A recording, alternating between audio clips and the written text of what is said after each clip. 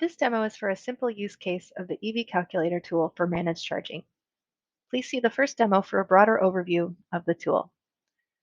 So starting in the Managed Charging tab, I'll say for this example that I work at the same imaginary utility in Colorado as the first demo, except I've removed the vehicle purchase incentive to better show how managed charging impacts customer economics.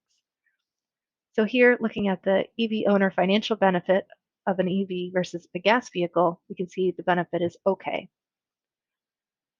So starting off in this tool, the default value is no managed charging. So the charts on the right show that the base case and managed charging cases are overlapping.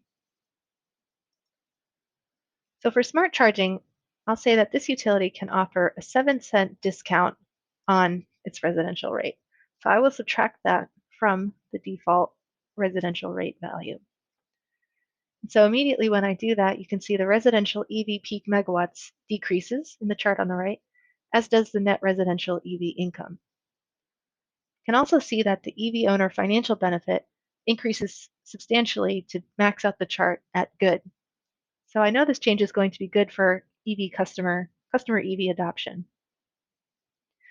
So now I need to put in the network and admin cost per customer. The default value is 130. I'm going to set this at 65. And I'm going to set the program fixed annual admin cost at 15,000. The default value is 5,000. The reason I've made these two changes is I'm making an assumption about economies of scale, that the cost per customer will go down as the program grows, but my annual fixed overhead will be higher than maybe a smaller program. I'm going to leave the customer monthly participation fee at 0 because this utility doesn't want to charge them to participate, and I'll leave the initial startup cost at $10,000. So looking at the results of that, you can see the peak megawatts in 30 years will be about 2/3 lower than it would have been in the base case.